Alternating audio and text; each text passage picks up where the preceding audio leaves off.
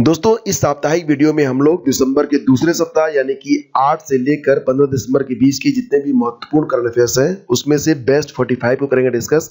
सभी प्रश्न बहुत ही इंपॉर्टेंट होंगे और आने वाली जो भी परीक्षाएं हैं, प्रतियोगी परीक्षाएं, सभी के लिए ये प्रश्न काफी इंपॉर्टेंट है। तो पूरा वीडियो आप लोग ध्यान से देखिएगा, एक भी प्रश्न आपसे स्किप नहीं होना चाहिए। लेक्चर की पीडीएफ को डाउनलोड करना चाहते हैं तो आप हमारी वेबसाइट studyvidgyanprakash.com पर विजिट कर सकते हैं। तो दोस्तों वीडियो की शुरुआत करेंगे सबसे पहले दिसंबर माह के महत्वपूर्ण दिवस से। तो 1 दिसंबर को प्रतिवर्ष होता है विश्व एड्स दिवस। ये काफी इंपॉर्टेंट है, कई बार परीक्षा में पूछा गया है, इसको हम वेरी इंपॉर्टेंट में रखते हैं। राष्ट्रीय प्रदूषण नियंत्रण दिवस, ये प्रतिवर्ष 2 दिसंबर को होता है, ये भी याद रखना आप। और 3 दिसंबर को मनाया जाता है अंतरराष्ट्रीय विश्व दिव्यांग दिवस। ठीक है। भारतीय नौसेना दिवस, ये प्रतिवर्ष 4 दिसंबर को होता है। 5 दिसंबर को 2 दिवस होता है, दोनों में इंपॉर्टेंट है विश्व मृदा दिवस। तो ये जरूर याद रखना आप कि 5 दिसंबर को प्रतिवर्ष विश्व मृदा दिवस के रूप में मनाया जाता है। अंतरराष्ट्रीय स्वयं सेवक दिवस के रूप में भी 5 दिसंबर ही मनाया जाता है। और 7 दिसंबर ये सशस्त्र सेना झंडा दिवस के रूप में मनाया जाता है, ये भी आप वेरी इंपॉर्टेंट में रखिए।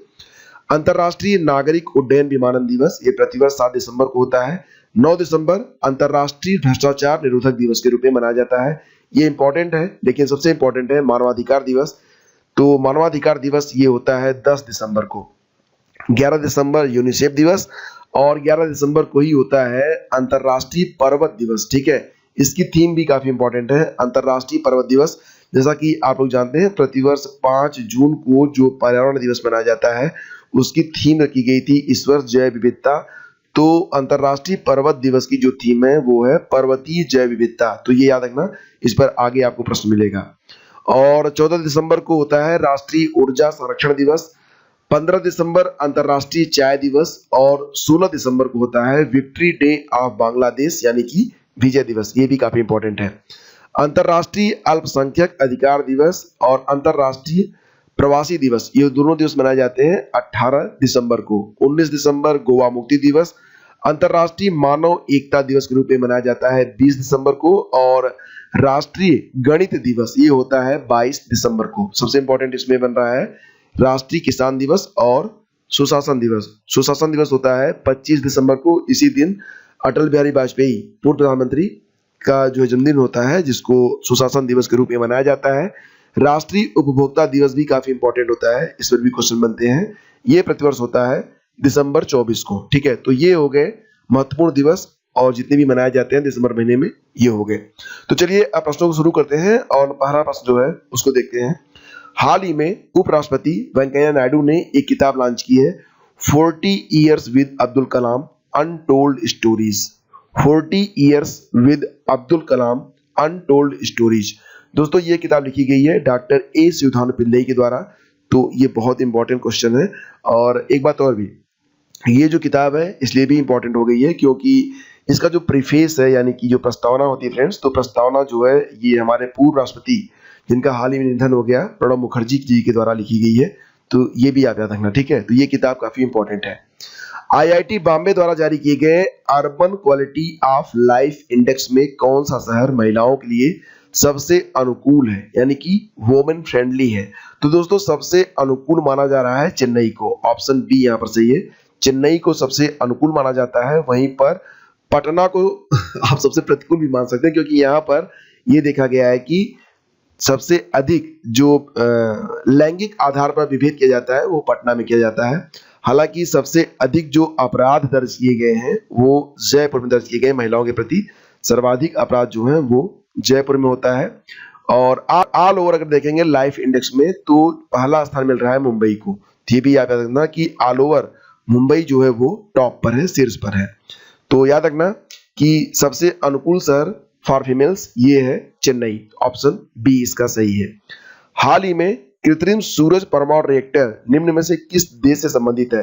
मतलब इसको ऐसे भी आप पूछ सकते हो क्वेश्चन कि वो कौन सा देश है जिसने अभी हाल ही में एक आर्टिफिशियल सन बना लिया है? तो दोस्तों ये काम सिर्फ चीन कर सकता है, चीन नहीं किया है। और उसने ये काम इसलिए किया है ताकि जब सूरज अनुपस्थित हो तब भी अगर सोलर एनर्जी की आवश्यकता है तो वो एनर्जी हमें मिलती रहे। तो इसके लिए चीन ने ये जो आर्टिफिशियल सन है उसको डेवलप किया है। और दोस्तों इसको नाम क्या दिया गया है? तो फ्रेंड्स इसका नाम है HL2M टोकामक रिएक्टर। ठीक है, HL 2M टोकामक रिएक्टर, ये इसका नाम दिया गया है। बस इतना याद रखना कि जो आर्टिफिशियल सूरज है वो चीन के द्वारा बनाया गया है। विकल्प बी हमारा यहाँ पर बिल्कुल करेक्ट है। और इसके बाद आगे बढ़ते हैं क्वेश्चन नंबर 4 पे।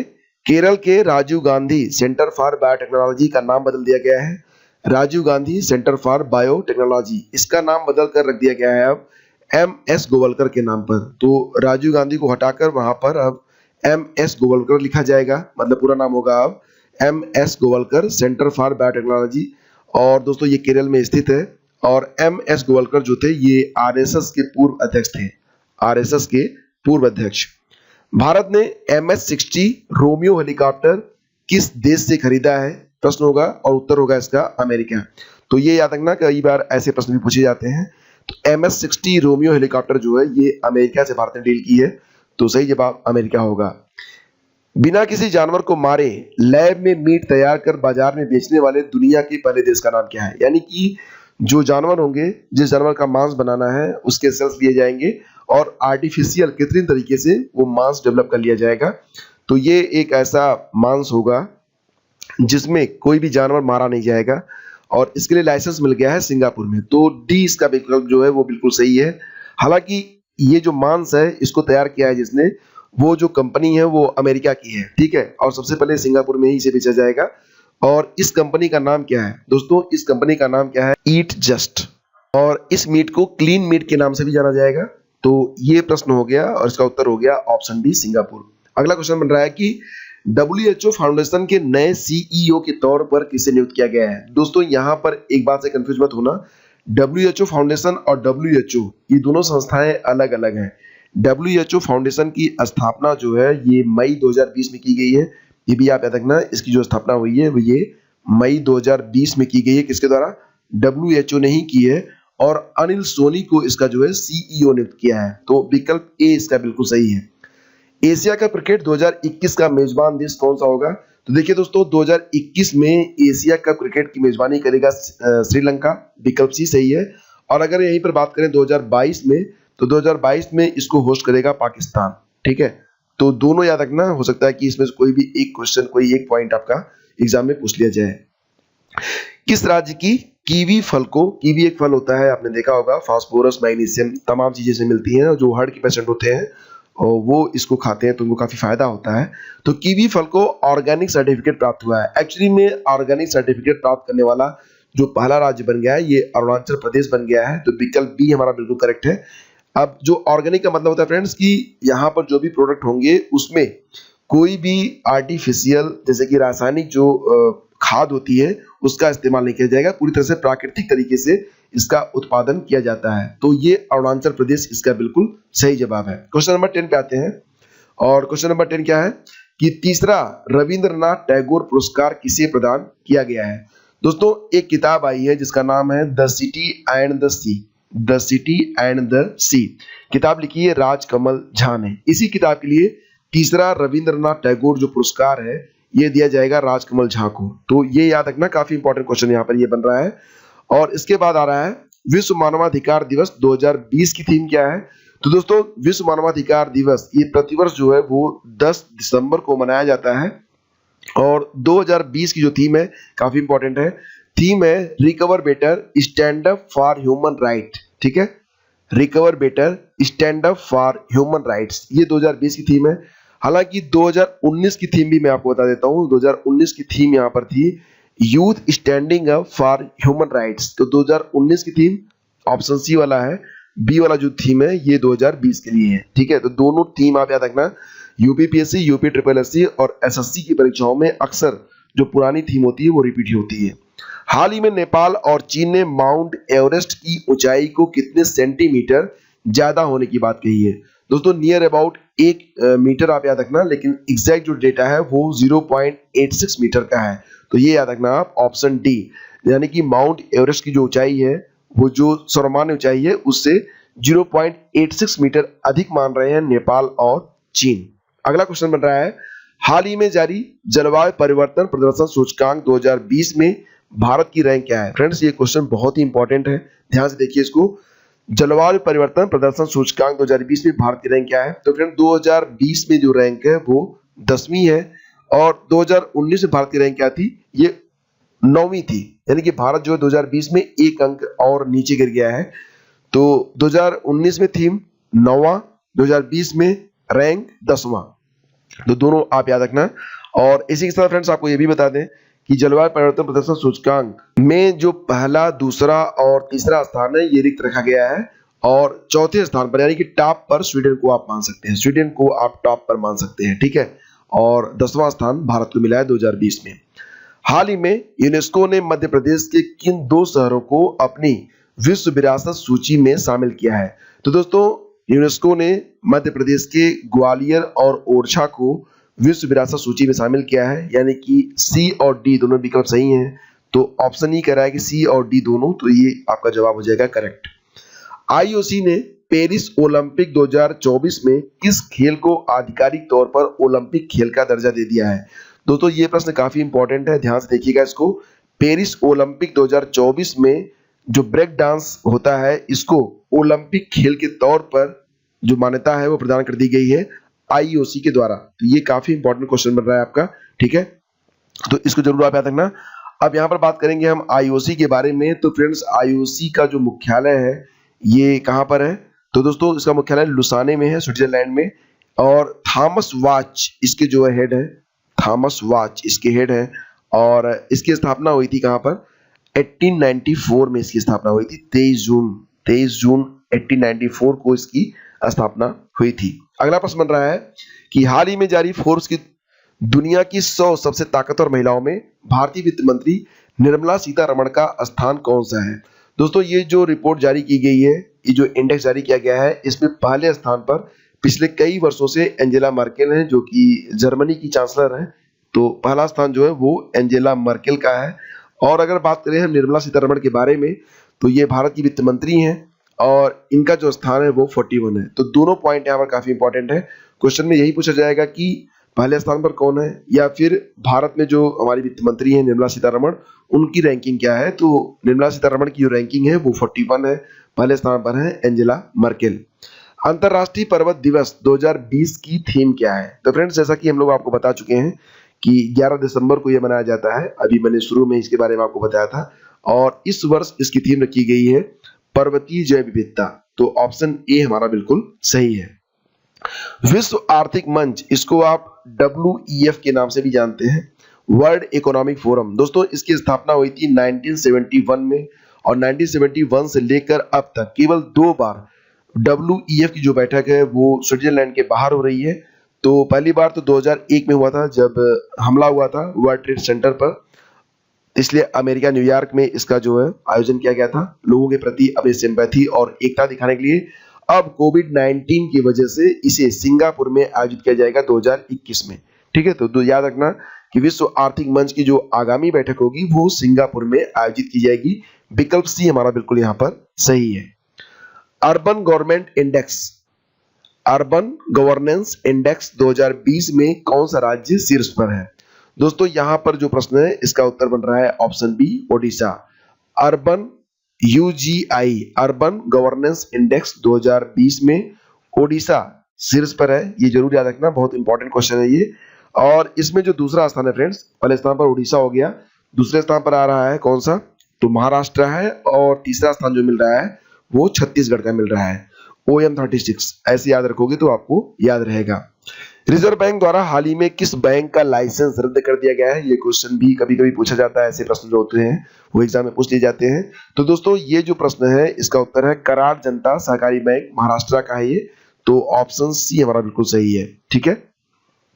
किस संस्था ने नम वायु ह्यूमिड एयर से, यानी कि अगर वहां पर नम वायु है तो उससे पानी निकाला जा सकता है, ये टेक्नोलॉजी जो है विकसित की गई है IIT गुवाहाटी के द्वारा। विकल्प बी हमारा बिल्कुल सही जवाब है।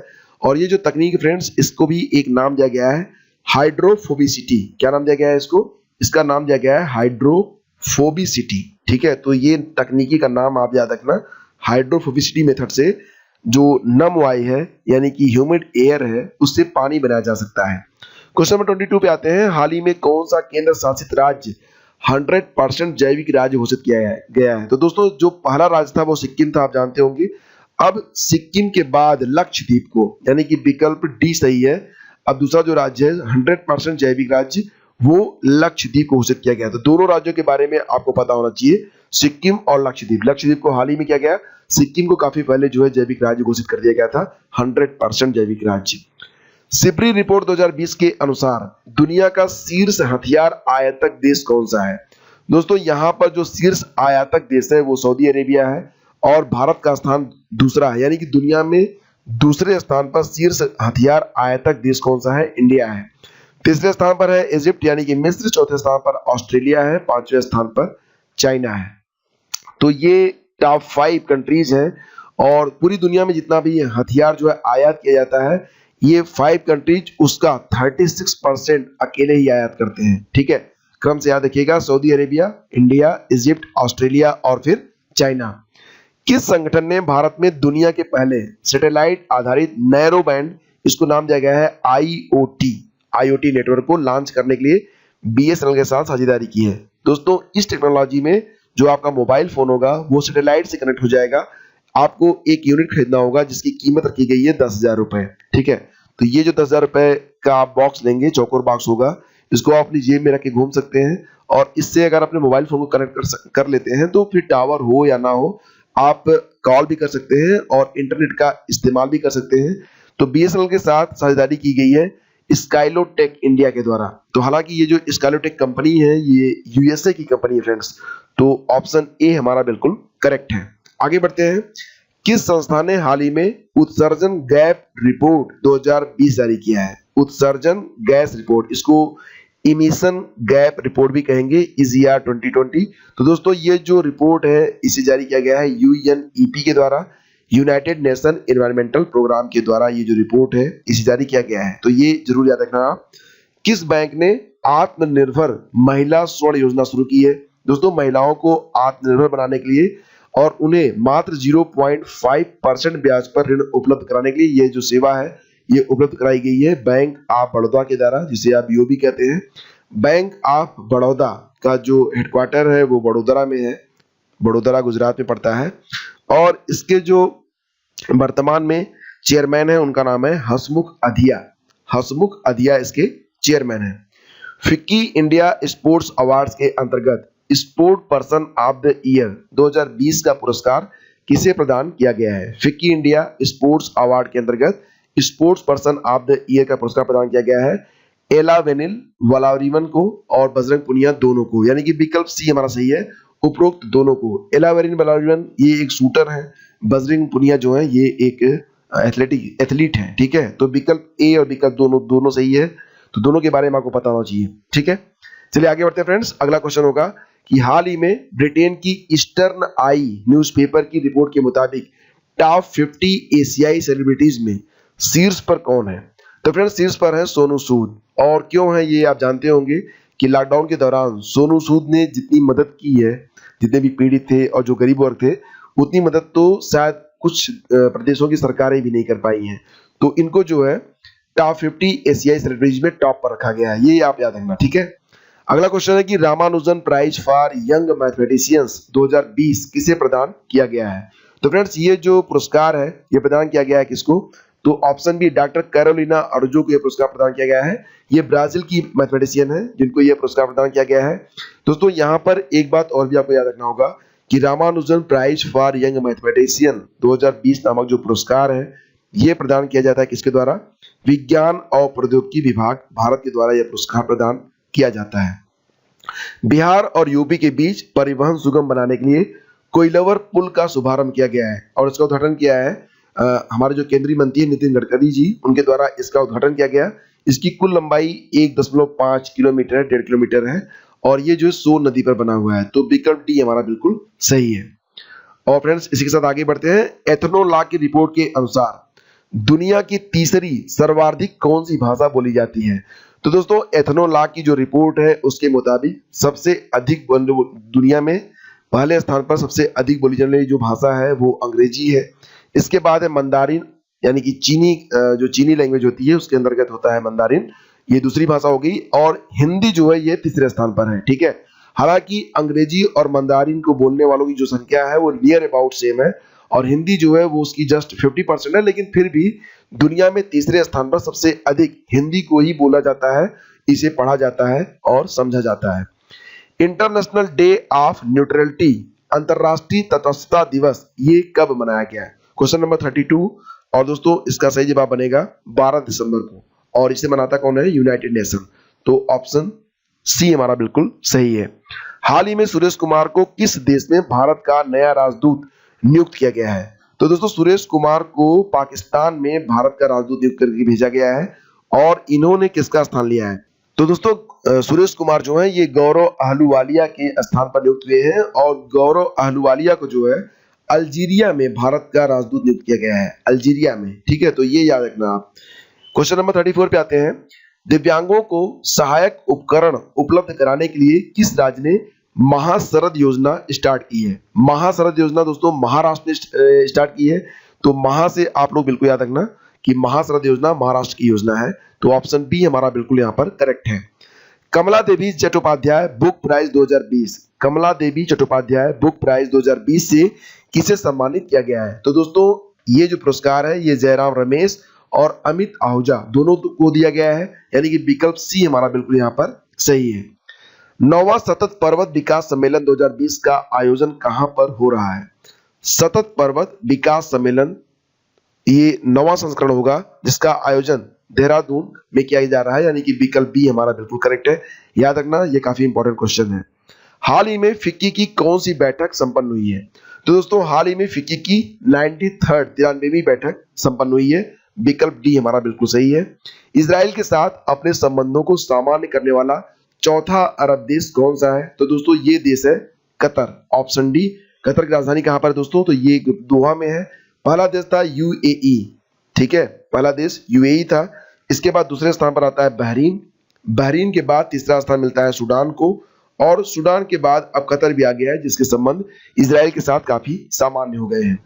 हाल ही में अध्ययन में पाया गया कि दुनिया वातावरण में कितने बिलियन टन कार्बन डाइऑक्साइड मौजूद है, यानी कि इस पूरी दुनिया में जो एटमॉस्फेयर है उसमें कुल मिला के 37 बिलियन टन कार्बन डाइऑक्साइड मौजूद है। हालांकि अगर 2019 से इसकी तुलना करें तो 2019 में ये 40.1 बिलियन टन था। दोनों को अगर आप कंपेयर करेंगे 2019 से 2020 को, तो 7% की गिरावट यहाँ पर दर्ज की गई है। तो ये क्वेश्चन भी बन सकता है कि लॉकडाउन के दौरान पूरी दुनिया में कितने बिलियन टन या कितने प्रतिशत कार्बन डाइऑक्साइड की कमी दर्ज की गई? तो दोस्तों इसका जो उत्सर्जन हुआ 7% तक कम हो गया था लॉकडाउन के दौरान। तो चलिए आगे बढ़ते हैं, अगला प्रश्न देखते हैं। किस अभयारण्य को मिनी काजीरंगा की उपाधि दी गई है? दोस्तों ये जो सेंचुरी है इसका नाम है पोबीतोरा वन्यजीव अभयारण्य। ये कहां पर स्थित है दोस्तों? तो ये असम में ही स्थित है। काजीरंगा भी असम में ही स्थित है। काजीरंगा में सबसे अधिक और दूसरे स्थान पर पोबीतोरा वन्यजीव अभयारण्य में गैंडों की संख्या है, और ये इसलिए चर्चा में है क्योंकि पोबीतोरा में इस समय जो वहां पर एनिमल डेंसिटी है काफी अधिक हो गई है, तो वहां पर जानवर जो हैं उनको खाने को कुछ नहीं मिल रहा है। हाल ही में 2 गैंडे वहां पर मर गए थे, और जब गैंडे मर गए तो देखा गया कि उनके पेट में नरकट, आप जानते हैं नरकट, तो वो नरकट खा के मर गए थे। मतलब वो नरकट तो डाइजेस्ट होता नहीं है, वो बांस की प्रजाति का ये जो है घास है उसको खा के मर गए थे। तो ये माना गया कि वहां पर खाने के लाले पड़ गए हैं सभी जानवरों को। तो ये पोबीतोरा वन्यजीव अभयारण्य है और इसे मिनी काजीरंगा की उपाधि दी जाती है। इंडियन ओशियन आइसलैंड गेम्स 2023 का आयोजन कौन करेगा? दोस्तों पहले ये आयोजन मालदीव में होना था, हालांकि मालदीव में अब ये आयोजन नहीं होगा, अब इसको होस्ट करेगा मेडागास्कर। तो ऑप्शन ए बिल्कुल सही है। इंडियन ओशियन आइसलैंड गेम्स 2023 का आयोजन मेडागास्कर करेगा, और ये जो गेम होते हैं ये प्रति 4 वर्ष पर आयोजित किए जाते हैं, प्रति 4 वर्ष पर। यूनाइटेड नेशन पॉपुलेशन अवार्ड 2020 से किस संस्था को संस्थागत श्रेणी में नवाजा गया है? दोस्तों संस्थागत श्रेणी में नवाजा गया है हेल्पेज इंडिया को, विकल्प ए बिल्कुल सही है। हेल्पेज इंडिया को जो है संस्थागत श्रेणी में नवाजा गया है। और अगर व्यक्तिगत श्रेणी के बारे में बात करें फ्रेंड्स, तो व्यक्तिगत श्रेणी में ये जो अवार्ड है वो दिया गया है हमारे पड़ोसी देश भूटान की जो रानी माँ है, जिनका नाम क्या है, ग्यालियम संगे चोडेन वांगचुक। ग्यालियम संगे चोडेन वांगचुक ये भूटान की रानी माँ है। व्यक्तिगत तौर पर ये अवार्ड उन्हें ही प्रदान किया गया है। तो सही जवाब इसका होगा हेल्पेज इंडिया। अगला प्रश्न बनेगा कि अंतरिक्ष यात्रियों को चांद पर भेजने के लिए नासा मून लैंडिंग मिशन, जिसका नाम है, मिशन का नाम क्या है, आर्टेमिस। तो आर्टेमिस को नासा जो है कब तक भेज रहा है? दोस्तों योजना 2024 तक की है, तो विकल्प डी इसका बिल्कुल सही है, ये जरूर याद रखना आप। इसी के साथ फ्रेंड्स आगे बढ़ते हैं। और एक बात और भी कि नासा के जो अध्यक्ष हैं उनका नाम क्या है, ये क्वेश्चन भी कभी कभी पूछा जाता है। तो नासा के अध्यक्ष का नाम क्या है? Jim Bridenstine. Jim Bridenstine ये नासा के अध्यक्ष हैं। ग्लोबल पावर सिटी इंडेक्स 2020 में शीर्ष पर कौन सा शहर है? दोस्तों ये जो इंडेक्स है ग्लोबल पावर सिटी इंडेक्स, ये इंडेक्स इस आधार पर बनाया जाता है कि दुनिया में वो कौन सा शहर है जो अधिक से अधिक लोगों को रहने के लिए और अधिक से अधिक उद्योगों को वहां पर अपना मतलब उद्योगों की स्थापना के लिए आकर्षित करता है। तो यहाँ पर जो पहला स्थान मिला है फ्रेंड्स वो लंदन को मिला है, लंदन पहले स्थान पर है। और इसी के साथ फ्रेंड्स यहाँ पर जो दूसरा स्थान मिला है वो न्यूयॉर्क को मिला है, यानी न्यूयॉर्क जो है ये दूसरा ऐसा शहर है दुनिया का जो लोगों को और उद्योग को आकर्षित करता है। तीसरा जो शहर है उसका नाम टोक्यो है, टोक्यो जापान का शहर है। तो ये 3 शहर है दुनिया के जहां पर सबसे अधिक उद्योग और लोगों को आकर्षित करने की क्षमता है। खुद कमाओ घर चलाओ योजना किसने शुरू की है? तो फ्रेंड्स हमेशा की तरह ये योजना शुरू की है सोनू सूद ने। सोनू सूद ने अपनी कुछ प्रॉपर्टी गिरवी रखी है और उसको गिरवी रखकर जितने भी बेरोजगार हैं उनको ई रिक्शा देंगे वो, और इस योजना को उन्होंने नाम दिया है खुद कमाओ घर चलाओ योजना। तो ये योजना भी काफी इंपॉर्टेंट है। तो फ्रेंड्स ये थे इस सप्ताह के सबसे महत्वपूर्ण प्रश्न, और उम्मीद करता हूं कि ये वीडियो आपने काफी एंजॉय किया होगा, आपको बहुत सारी नई जानकारी मिली होगी। लेक्चर की पीडीएफ को डाउनलोड करना चाहते हैं तो आप हमारे वेबसाइट studyvidyankash.com पर विजिट कर सकते हैं। Thank you so much for watching the video. Voice की क्वालिटी में थोड़ा सा आपको जो है डिफरेंस लग रहा होगा, तो ये डिफरेंस भी कुछ समय में दूर हो जाएगा। वजह है कि इस समय कुछ जुकाम है, ठीक है। तो thank you so much friends, और उम्मीद करता हूं कि आप जो है अपनी तैयारी अच्छे से करेंगे और इस बार जो आपकी परीक्षा है उसको क्रैक जरूर करेंगे। शुभकामनाएं, धन्यवाद।